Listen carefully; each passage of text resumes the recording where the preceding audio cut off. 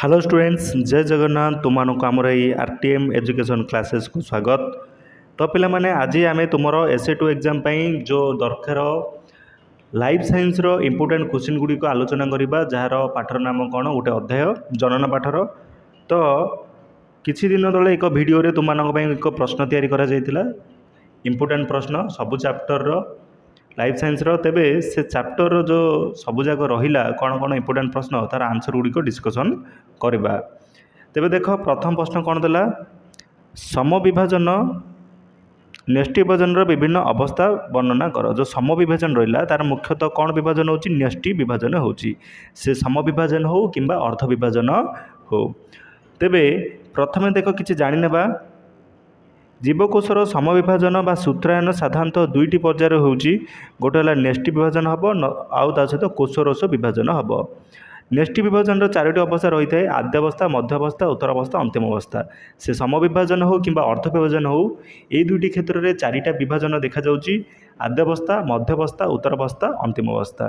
तेबे आद्यावस्था कौन देख, आद्यावस्था क्रोमाटिन जालिका देखा जाए। क्रोमाटिन जालिका सब कौन हो आद्यावस्था देखा जीव। मनकर यहाँ देख क्रोमाटिन जालिका सब थी माने देखा जाऊ थिबो। गुणसूत्र अनुलंब भाव विभाजित गुणसूत्र केन्द्र ठारे लगी रही, केन्द्र ठारे कौन हो लगी रही। तापर कौन हम, न्यष्टि और न्यष्टि झिल्ली अदृश्य हम को अवस्था, आद्यावस्था सेंट्रोजोम दुई भाग में विभक्त हो दुई मेरु को गति कर। को अवस्था, आद्यावस्था सेंट्रोजोम जो अच्छी दुई मेरु को गति कर। दुई मेरु अंचल तर्कुतंतु गठन प्रक्रिया आरंभ हो। दुईटा जो मेरु अच्छी ए दुईटा मेरु रे तर्कुतंतु गठन प्रक्रिया आरंभ हम। सेहीपर देला मध्यावस्था, गुणसूत्र गुड़िक कोशर मध्य समतल भाग आसती। मध्य अवस्था मान कौन, गुणसूत्र गुड़िक कोशर मध्य समतल भाग को चली आसती और मेरुस्थित तर्कुतंतु क्रमशः वर्धित हो प्रत्येक गुणसूत्र केन्द्र सहित संयुक्त होउची। ता अर्थ कौन, मनकर यहाँ गुणसूत्र जाक तेबे से जो कोशर मध्य समतल भाग चली आसिले से तर्कुतंतु कौन कर प्रत्येक गुणसूत्र केन्द्र सहित एमती लगिकी रही जाउची। सेपरी रहा उत्तर अवस्था, प्रत्येक गुणसूत्र केन्द्र विभाजित होई तर्कुतंतु संकुचित होई गुणसूत्र कोणाकार बा भी आकार धारण करुच्ची। गुणसूत्र गुड़िक कौन ना कोणाकार बा भी आकार देखा कौन ना देखा एमतिका हो। सेपरिका देख अंतिम अवस्था कौन होची, अपत्य गुणसूत्र गुड़िक कोशर दुई मेरु होची बा शेष अवस्था जो गुणसूत्र रहा जो अपत्य कोशर दुई मेरु जमा हुंती से माने भाग होकर कौन होते एमती सब जमा होती ता सहित एमती क्रोमाटिन जालिका जाक थी एपटे सेमतिका थे। सेपरी मेरुस्थित विभाजित न्यष्टि हम, ये न्यष्टि निन्यष्टि थी, सीजी न्यष्टि विभाजित होती थे जहाँ सहित निन्यष्टि सृष्टि हुए गुणसूत्र अस्पष्ट हो जाए। सहित धीरे धीरे गुणसूत्र गुड़िक अस्पष्ट हो। शेषर देला कौन, कोशजीवक विभाजन कोश पट्टिका देखा जाए।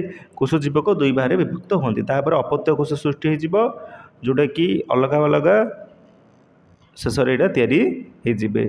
तो पिला माने प्रथम प्रश्न गला। चलो द्वितीय नंबर प्रश्न कौन दे अच्छी, प्रश्न देखी पार्थ्य कौन देला, अर्ध विभाजन आद्यावस्था एक पांचटी उपवस्थार गुणसूत्र गुड़िक क्यों प्रकार परिवर्तन होता है आलोचना कर। जो अर्ध विभाजन देला तार आद्यावस्था एक अच्छी, से आकर पांचटी उपवस्था अच्छी, तार आउ गोटे पांचटी प्रोसेस अच्छी, से प्रोसेस रे कौन सब परिवर्तन होउची। तेबे देख कौन कौन ना क्यों पांचटी प्रोसेस रोची। प्रथम है लेपोटोटिन, जाइगोटिन, पैक्टिन, डिप्लोटिन एवं डायोकाइनेसिस। तेबे प्रथम देला कौन, लेप्टोटिन बा लेपोटोटिन। कौन ना गुणसूत्र गुड़िक दृश्यमान हो, गुणसूत्र गुड़िक पिला माने एमती सब देखा जापरी। तापर कौन हम, गुणसूत्र गुड़िक जदिव पूर्व अनुदैर्घ्य भाव में समुद्री खंडक होता मात्र ता एकक रूपे देखा जाती। सबूक गोटे गोटे स्पेसीस एकक रूपे ही देखा जाउथिबे एका प्रकार। तापर आसबे कौन, जाइगोटिन। जाइगोटिन कौन, पितामाता ठार आसीथिबा सदृश गुणसूत्र गुड़िक परस्पर आड़ को आकृष्ट हुंती और लंब भाव में जोड़ा जोड़ी लगी रही। तापर जो बापा माँ जो आसुची गुणसूत्र गुड़िक परस्पर आड़ को कौन आकृष्ट होकर बापा माँ गुणसूत्र एमती सब लगिकी परस्पर सहित थे। यही अवस्था को आंपुंजन कहे। आंपुंजन कौन भी ना बापा माँ थर जो गुणसूत्र गुड़िक आसला से बापा माँ गुणसूत्र परस्पर सहित आकृष्ट होकर लगी रही, जोटा कहूँ आंपुंजन। प्रत्येक गुणसूत्र जुगल बा जोड़ी को जुगल गुणसूत्र कहुए गोटे गोटे जोड़ी होगा बापा माँगर तेणु कहुचे जुगल गुणसूत्र। सेपरी पैक्टिन कौन गुणसूत्र गुड़िक स्थूल और क्षुद्रकाय होता है। प्रत्येक गुणसूत्र लंबा भाव में दुईटी एकक सूत्र थिबारु प्रत्येक गुणसूत्र चतुष्क बा चतु एकक सूत्र परिणत हुअन्ति। पैक्टिन रे कहती ना चारोटी एमती लगिकी सब थे बुझल सेपरी एमती सब जोड़ी होकर से भी थे तेणु आपको कहुच्ची चतु एकक सूत्र से परिणत हुअन्ति। से देला डिप्लोटिन। डिप्लोटिन कौन गुणसूत्र गुड़िक पृथकीकरण आरंभ हम तापर गुणसूत्र कौन हम पृथकी पृथकी सब अलग अलग हो गुणसूत्र गुड़िक केवल केतेक बिंदु परस्पर सहित लगी रही थे माने गुणसूत्र गुड़ जो चार्टा थे अलग होकर मझे गोटे बिंदु द्वारा एमती सब लगिकी थे। यही मिलन स्थल को काइजेमा कहुए। ये जो मिलन स्थल कहला कहुच्ची काइजेमा कहुए। जुगल गुणसूत्र गुड़ ये मिलन स्थल बा काइजेमा निकट से एकक सूत्र मध्य जीन आदान प्रदान करती ये प्रक्रिया को पारांतरण कहुए। जो पारांतरण कौन भी जो गुणसूत्र गुड़िक परस्पर सहित जमी लगी रही थे काइजेमा द्वारा ता मध्य से कौन करेंगे ना जीन आदान प्रदान कर बापा माँ गुण गुड़िक। सेपर देला शेष कौन देला डायोकाइनेसिस कौन देख गुणसूत्र गुड़िक क्षुद्रकार स्थूल वर्तुल होगा द्वारा अधिक स्पष्ट देखा जाती। गुणसूत्र गुड़िकर आकृति मुद्रिका सदृश होता है। निन्यष्टि और नेष्टि झिल्ली यही अवस्था देखा जाए ना। शेष में कौन हो डायनोकाइनेसिस गुणसूत्र गुड़िक क्षुद्रकार और स्थूल हो जाऊँगी माने गुणसूत्र गुड़िक परवर्ती समय क्षुद्रकार और स्थूल माने विभिन्न आकार एमती सब सज्जित होकर रही जाऊँगी। निन्यष्टि और नेष्टि झिल्ली यही अवस्था देखा जाए आ जो निन्यष्टि नेष्टि झिल्ली थिला ताहा मध्य अवस्था देखा जाऊँगी नहीं।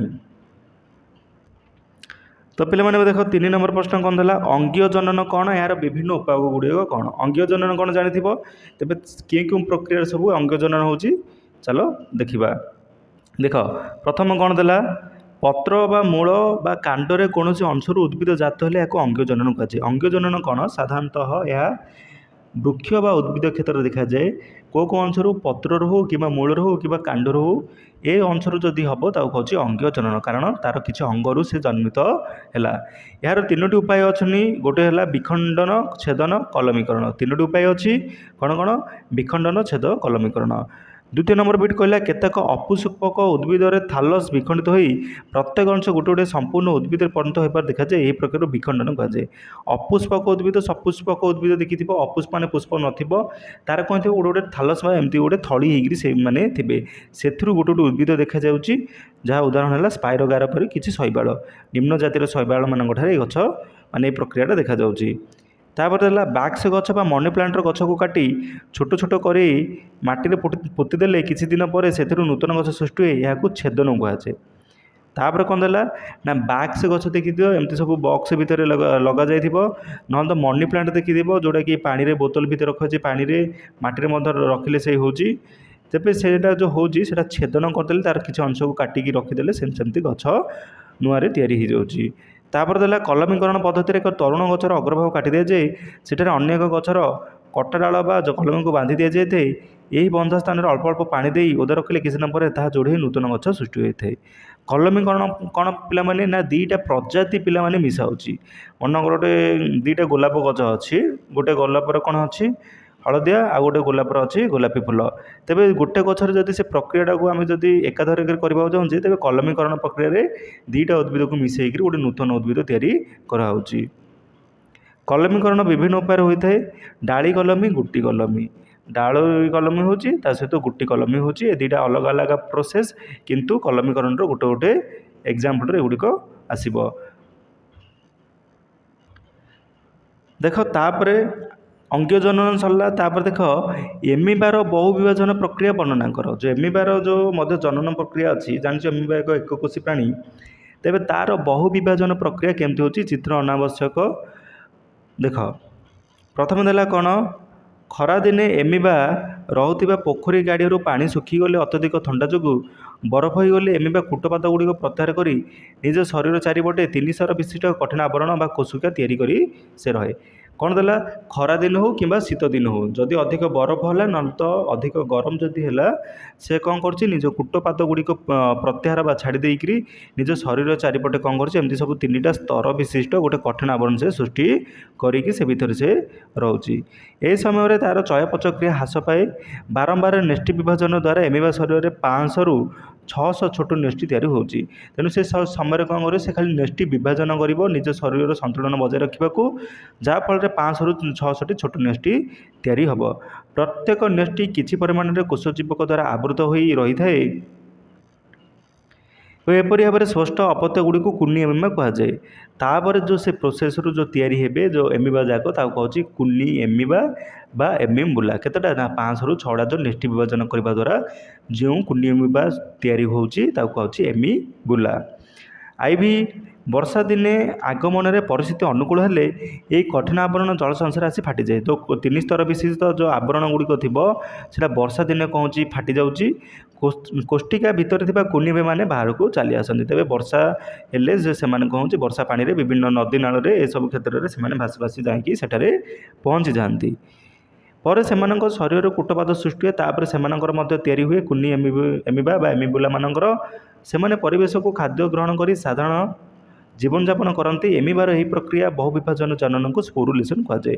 ଯେହେତୁ ସ୍ପୋର ଆକାରରେ ହେଲା, ତେଣୁ ଏଗୁଡ଼ାକୁ ପିଲାମାନଙ୍କୁ କହୁଛି ସ୍ପୋର ଗୁଡ଼ିକ। ତେଣୁ ଯେହେତୁ ଏହି ପ୍ରକ୍ରିୟାରେ ହେଲା ତାକୁ କହୁଛି ସ୍ପୋରୁଲେସନ୍ ପ୍ରକ୍ରିୟା ମଧ୍ୟ କୁହାଯାଉଛି। ଦେଖ ଏଇଟା ଗୋଟେ ପିଲାମାନେ ଇମ୍ପୋର୍ଟାଣ୍ଟ ପ୍ରଶ୍ନ।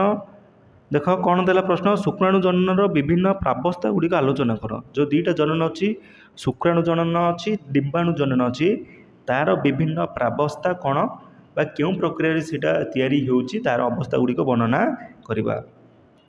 ତ ପିଲାମାନେ ଶୁକ୍ରାଣୁ କ'ଣ ଦେଖାଯାଉଛି, ଶୁକ୍ରାଣୁ ସାଧାରଣତଃ ପୁରୁଷମାନଙ୍କଠାରେ ଦେଖାଯାଉଛି। ତା'ର 3ଟା ପ୍ରାବସ୍ଥା ରହିଛି, ସେଗୁଡ଼ିକ ହେଲା ପ୍ରଗୁଣନ ପ୍ରାବସ୍ଥା, ବୃଦ୍ଧି ପ୍ରାବସ୍ଥା, ପରିପକ୍ୱନ ପ୍ରାବସ୍ଥା। ପ୍ରଥମେ ତିଆରି ହେବ, ତାପରେ ବୃଦ୍ଧି ହୋଇସାରିଲା ପରେ ସେ ପରିପକ୍ୱନ ହେବ। ଦେଖ ପ୍ରଗୁଣନ ପ୍ରାବସ୍ଥାରେ ଶୁକ୍ରାଶୟ ଶୁକ୍ରଜନ ନଳିକାର ଆବରଣରେ ଥିବା ଜର୍ମିନାଲ ଏପିଥେଲିୟମ୍, ଶୁକ୍ରଜନ ନଳିକାରେ ବା ଟେଷ୍ଟିସ୍ରେ କ'ଣ ହେଉଛି, ଜର୍ମିନାଲ ଏପିଥେଲିୟମ୍ ଅଛି, ଯାହାକି ଜନନ ଅଧିଚ୍ଛେଦ ଥିବା କୋଷରେ ସମବିଭାଜନ ହେବା ଫଳରେ ମୂଳ ଶୁକ୍ରାଣୁ କୋଷ ତିଆରି କରେ। ଆଉ ପିଲାମାନେ ଏ ପ୍ରକ୍ରିୟାରେ ମୁଖ୍ୟତଃ ସମବିଭାଜନ ହିଁ ଦେଖାଯାଉଛି, ସମାନ ଆକାରରେ ସେ ବିଭାଜିତ ହେବ। ତାପରେ ପଏଣ୍ଟ ଦେଲା ମୂଳ ଶୁକ୍ରାଣୁ କୋଷ ଗଠିତ ହେଲା ପରେ ଏମାନଙ୍କର ବୃଦ୍ଧି ଘଟି ପ୍ରାଥମିକ ଶୁକ୍ରାଣୁ କୋଷ ଗଠିତ ହେବ। ପ୍ରଥମେ ପିଲାମାନେ ମୂଳ ଶୁକ୍ରାଣୁ କୋଷ ତିଆରି ହେବ, ସେ ଶୁକ୍ରାଣୁ କୋଷରୁ ପ୍ରାଥମିକ କୋଷ ଶୁକ୍ରାଣୁ ତିଆରି ହେବ। ଏହାକୁ ବୃଦ୍ଧି ପ୍ରାବସ୍ଥା କୁହାଯାଏ। କୋଡ଼ାରୁ ମୂଳ ଶୁକ୍ରାଣୁରୁ ଯେଉଁ ପ୍ରାଥମିକ ଶୁକ୍ରାଣୁ କୋଷ ତିଆରି ହେବ ସେ ଅବସ୍ଥାକୁ କୁହାଯାଉଛି ବୃଦ୍ଧି ପ୍ରାବସ୍ଥା। ପ୍ରାଥମିକ ଶୁକ୍ରାଣୁ କୋଷରେ ଅର୍ଦ୍ଧ ବିଭାଜନ ଘଟି ତାପରେ ପିଲାମାନେ ଅଧା ଅଧା ସବୁ ଭାଗ ହେବ। ପ୍ରଥମେ ସମବିଭାଜନ ହେବ, ତାପରେ ଅର୍ଦ୍ଧ ବିଭାଜନ ହେବ। ପ୍ରାଥମିକ ଶୁକ୍ରାଣୁ କୋଷରେ ଅର୍ଦ୍ଧ ବିଭାଜନ ଘଟି ଦ୍ୱିତୀୟକ କୋଷ ସୃଷ୍ଟି ହେବ। ପ୍ରାଥମିକ ଶୁକ୍ରାଣୁ ଦେଲା, ପ୍ରାଥମିକ ଶୁକ୍ରାଣୁ କୋଷ ଏଇଟା ପିଲାମାନେ ଭାଗ ହେବ, ଭାଗ ହୋଇକରି ଅର୍ଦ୍ଧ ବିଭାଜନ ହୋଇସାରିଲା ପରେ ସେଇଟା ଦ୍ୱିତୀୟକ ଶୁକ୍ରାଣୁ କୋଷ ତିଆରି କରାହେବ। ଫଳରେ ଦ୍ୱିତୀୟକ କୋଷରୁ 2ଟି ପ୍ରାକ୍ ଶୁକ୍ରାଣୁ କୋଷ ତିଆରି ହେବ। ଦ୍ୱିତୀୟକ କୋଷ ଯେଉଁ ରହିଲା 2 ନମ୍ବର ଯେଉଁ ତିଆରି ହେଲା ସେଇଠାରୁ କ'ଣ ହେବ, 2ଟା ପ୍ରାକ୍ ଶୁକ୍ରାଣୁ କୋଷ ମଧ୍ୟ ଆହୁରି ତିଆରି ହେବ।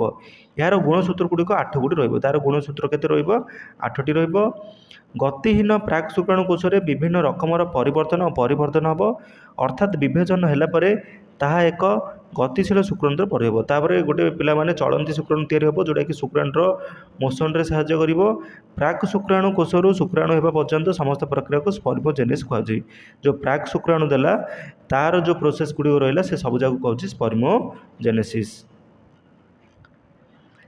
ପିଲାମାନେ ଶୁକ୍ରାଣୁର ପ୍ରାବସ୍ଥା ଗୁଡ଼ିକ ନିଶ୍ଚିତ ଭାବରେ ବୁଝି ଯାଇଥିବ। ଯଦି ନ ବୁଝିବ ତେବେ ବହିରୁ ଯାଇକରି ଡାଇଗ୍ରାମ୍ ଦେଖିଦେବ, ଚିତ୍ର ସହିତ ଦେଖିଲେ ତୁମମାନେ ବୁଝିପାରିବ। ସେମିତି ଏମିବାର ଆଉ ଗୋଟେ ପ୍ରଶ୍ନ ଦେଲା, ଦେଖ ଏମିବାର 2 ବିଭାଜନ ପ୍ରକ୍ରିୟାଟି ବର୍ଣ୍ଣନା କର। ଏମିବାର ଯେଉଁ 2 ବିଭାଜନ ପ୍ରକ୍ରିୟା ରହିଲା ସେଇଟା ବର୍ଣ୍ଣନା କରିବା, ଚିତ୍ର ଆବଶ୍ୟକ କିଛି ନାହିଁ। କ'ଣ ପ୍ରଥମେ ଦେଇଥିଲା ସେଇଟା ଗ୍ରୀଷ୍ମ ଦିନେ ଆଉ ଶୀତ ଦିନେ, ତା ସହିତ ବର୍ଷା ଦିନେ କ'ଣ କ'ଣ ସବୁ ହେଉଛି ସେଇଟା ଦେଖିଥିଲେ। କିନ୍ତୁ ଏବେ ଦେଖ ଅନୁକୂଳ ପରିସ୍ଥିତିରେ ଏମିବାର ଶରୀରର ବୃଦ୍ଧି ଘଟିଥାଏ। ସର୍ବବୃହତ ଆକାରରେ ପହଞ୍ଚିବା ପରେ ଏମିବା ତା'ର କୂଟପାଦ ଗୁଡ଼ିକ ପ୍ରତ୍ୟାହାର କରି ଗୋଲାକାର ଆକାର ଧାରଣ କରେ। ଏହା ଆଉ ଖାଦ୍ୟ ଗ୍ରହଣ ନ କରି ବିଭାଜନ ପାଇଁ ପ୍ରସ୍ତୁତ ହୁଏ। ତ ପିଲାମାନେ କେମିତି ସେ ବିଭାଜନ ହେଉଛି ନା, ପ୍ରଥମେ ଦେଲା କ'ଣ ଅନୁକୂଳ ଯଦି ପରିସ୍ଥିତିରେ ସେ କ'ଣ ହେଉଛି, ତା'ର ନିର୍ଦ୍ଦିଷ୍ଟ କିଛି ଆକାର ନଥାଉଛି। ଏମିବାର ଯେଉଁ ଆକାର ଥିଲେ ମଧ୍ୟ ଏମିବା ସେ କ'ଣ ହେଉଛି ନା ଗୋଲାକାର ଆକାର ଏମିତି ଧାରଣ କରିବ। ଧାରଣ କରିକିରି ସେ ବିଭାଜନ ପାଇଁ ପ୍ରସ୍ତୁତ ହେବ। मातृकोशर विभाजन हे फल दुईटी अपत्य कोश सृष्टि हम जो मातृकोश जो भांग भांगिकी से कौन हो दुईटा अपत्य कोश सृष्टि हम से दुईटा अपत्य कोशर एमती सब सृष्टि हम बुझल देख एटा तेल एमिबा गोल हो गला तेना यहाँ भांगिला भांगी सारापर यही गोटे है एमिबार कोश माने गोटे एमिबा कोश पुणी थे ये कोश आउ तैयारी हे यही भांग एमती सब भांगी भांगी कौन हम ना से दुईटी अपत्य कोशर अनेक गुड़िया अपत्य कोश सृष्टि हे अपत्य मानक कूटपात सृष्टि हुए कूटपात साहाय्य परिवेश खाद्य संग्रह कर स्वाधीन भाव में से वंश विस्तार करि तो पे एबे देख डिम्बाणु जनन प्रक्रिया विभिन्न प्रावस्था वर्णन करे से शुक्राणु जनन देखिले एबे देख डिम्बाणु जनन कौन कौन सब अवस्था डिम्बाणु जनन प्रक्रिया डिम्बाणु बा स्त्री युग्मक उत्पन्न होता है डिम्बाणु कौन हो स्त्री युग्मक जहाँकि स्त्री क्षेत्र में देखा जाए डिम्बाशयर आवरण सहित रही आदिजायिक कोश यही कोशर विभाजन फल बहुसंख्यक मूल डिम्बाणु कोश सृष्टि होता है कोशर विभाजन समविभाजन प्रक्रिया होता है तो पिलामाने शुक्राणु होता समविभाजन सेपरी डिम्बाणु मत आरंभ होती समविभाजन प्रक्रिया ये अवस्था को कौन प्रगुणन मूल डिम्बाणु कोश उत्पन्न होगापर वृद्धि प्रावस्था कोश चारिपटे किसी खाद्य जगह कोश घेरी रही मूल डिम्बाणु कोशर निर्दिष्ट वृद्धि घटी ता प्राथमिक डिम्बाणु कोशर पंथ हुए जमी प्राथमिक शुक्राणु कोशर या यहाँ प्राथमिक डिम्बाणु कोशर पंथ हो तो पिला प्रोसेस जाक सेम टाइप्र सेम प्रकार ही देख तापर कौन हो परिपक्वन प्रावस्था प्रथम पर्यायर प्राथमिक डिम्बाणु कोशर अर्धविभाजन घटी अपत्यर एन संख्यक गुणसूत्र होची विभाजन घटिक कौन हो एन संख्यक गुणसूत्र या अपत्य कोशर कोशजीवर परिमाण कम बेसी होबार बड़ कोशटी द्वितीय डिम्बाणु कोश और छोट कोश को प्रथम पोलार बॉडी कहुए जो शेष जो या एन से कहुच्छी कोशजीवर द्वितीयक डिम्बाणु कोश आ जो प्रथम जो या आर से कहुच्छी प्रथम पोलार बॉडी सेहीपरि कौन हो पुनर्बार द्वितीय डिम्बाणु कोश जो 2 नंबर डिम्बाणु कोश या विभाजन घटी बड़ कोश और गोटे छोट कोश उत्पन्न हो गोटे बड़ कोश या गोटे छोट कोश या बड़ कोशटी को डिम्बाणु हुए जो बड़ कोश रहा से बड़ कोश हूँ डिम्बाणु आ सानटी है द्वितीय पोलार बॉडी जो पोलार बॉडी कौन कर प्रथम पोलार बॉडी विभाजन फल दुईटी अतिरिक्त पोलार बॉडी या जो प्रथम पोलार बॉडी है से विभाजन होगा फल दुईटा आउ दुईटा पोलार बॉडी हो तो पिला माने तुमर जो जो सब प्रश्न इंपोर्टाट गुड़िक था से गुड़िक तो आलोचना करने आशा कर तुमने निश्चित भाव में बुझीपार जदि कौन क्षेत्र में अबुझा रोचे तेज कमेंट सेक्शन में निश्चित भाव में जनइपर ता सहित पिलामाने यहीपरि जदि वीडियो गुड़िक देखा इच्छा करुच तेज आरटीएम एजुकेशन को सब्सक्राइब कर एवं टेलीग्राम चैनल जॉइन हुआ तो पिलामाने रहुछि धन्यवाद जय जगन्नाथ।